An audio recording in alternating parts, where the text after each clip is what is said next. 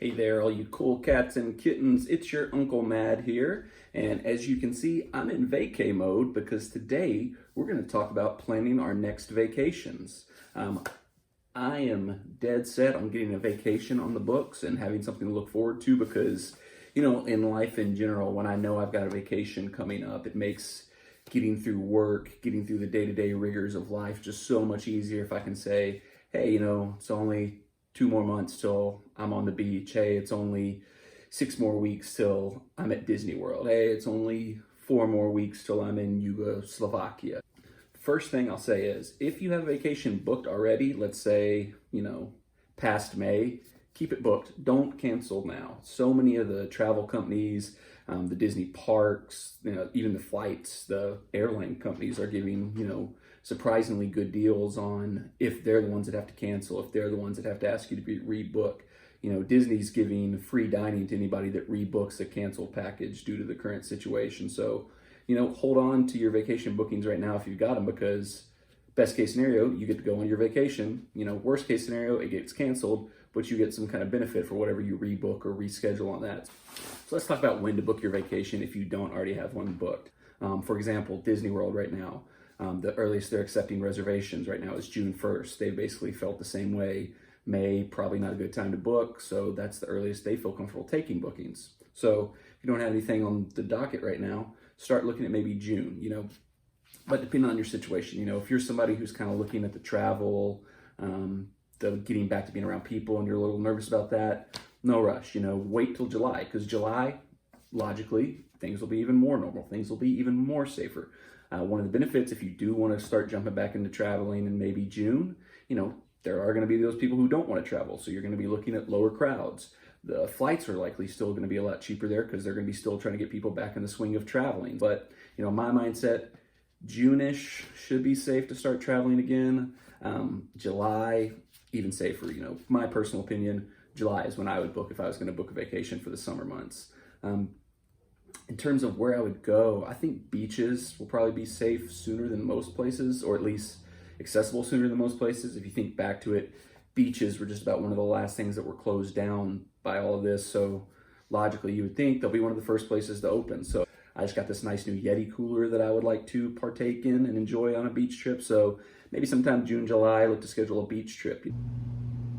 Now I wanted to take a minute to look more specifically about Disney World, because if you're like me, that's the big question mark for you in terms of your upcoming vacations, is when can I go back to Disney? June, July, I mentioned earlier, June 1st is the earliest Disney's taking bookings, so they have at least some level of comfort, some level of expectations that they may be back open by June 1st. They've probably got a lot of highly paid people that are a lot smarter than me that have determined that's probably a safe date to start looking at coming back online, but you just don't know. You just really don't know until we get closer there. But I would stick to what I said earlier. If you've got a booking in June, if you've got a booking in July, stick to it. Disney's done a really great job of taking care of people that have had to have bookings canceled already. Bob Iger just had an interview as of the day of this recording where he was talking that they're already starting to make preparations for how they can safely, reopen the parks. He didn't go into too much detail. The big one he kind of talked about, and we've seen this a little bit starting in China and Japan as they start to go back to normal business. There's a lot of temperature checks and things like that when you're entering public places to make sure you don't have that main number one symptom there. Nothing. It shows you Disney's preparing. They're figuring out how they can get back to operations and safely get back to operations, and that's very encouraging from them. Possibly the bigger issue facing Disney with their reopening, more so than the safety issue, because they're not going to do anything until they know it's safe, but the bigger issue is going to be the staffing. In the time since the parks have closed, they've discontinued their college program and their international programs, meaning cast members that they fill the parks with from colleges around the country, and international cast members largely used in Epcot to help with the representation of the various countries in World Showcase have been sent home and are not there to, work the parks. I believe it's correct. I saw somewhere that makes up anywhere from 30 to 50% of Disney's staff on site is people from those programs. So that's a huge chunk of staff that you need to successfully operate the parks. With all that being said, I think what you're looking at with Disney's reopening is some kind of modified phase reopening. A lot of people have speculated about this. It seems to be kind of the consensus amongst the Disney community that that's likely what will happen. And it kind of almost has to happen, especially when you're talking about the safety issues and the staffing issues that they're going to have to deal with when they reopen. So to me, it seems like a very likely thing. You're going to see one, maybe two parks open out of the gates when they come back, and then the other parks, the other facilities slowly coming along. And another thing I would expect to kind of see Disney to do is kind of adjust capacity, how many people they're going to be allowing to be in the parks at a given time. Another thing I could see Disney implementing when it comes to reopening and trying to reduce crowding and help with keeping social distancing going a little bit is expanding their virtual queue system. If you're not familiar with that, when Disney introduced its newest e-ticket attraction in the Star Wars Galaxy Edge land, The Rise of Resistance, they introduced it with a virtual queue system as opposed to a traditional standby line. Now what that means is, instead of everybody who wants to ride the ride getting in a line and having 2.5 to 3 hour waits where they're all packed into a tight building, walking through slowly, waiting, instead when you get to the parks, you get on your Disney app, you check into what they call a boarding group, and then you're assigned a time when you come back to be able to ride the ride. So you don't really have to wait in a line like you would traditionally do. So this is a great way to get people to be able to get on the rides, but not necessarily pack them into the waiting areas for all the rides. Now, a lot of people on the Disney community, Twitter, YouTube, podcasts have speculated if there is a phased opening of Disney coming back, what would that look like? I've seen some people who have suggested Hollywood Studios may reopen first because it has 2 brand new marquee attractions and it's relatively easy to staff up in comparison to some of the other parks because it's a little bit smaller.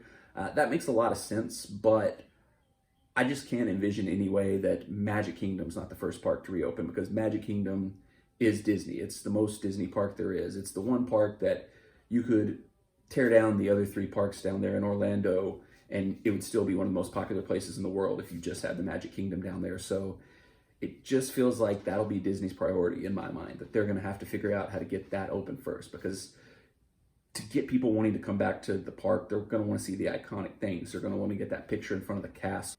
I do believe Hollywood Studios would then probably be the second park open for the reasons mentioned before.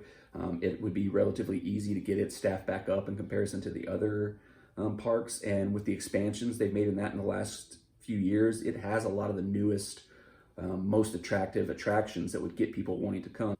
Animal Kingdom's interesting to me because I could see them not necessarily prioritize getting it back open, but I could also see it being relatively easy to get back open because of all the parks, it has the most staff that have still been working through the closures, because obviously they have to have people on site who are taking care of the animals.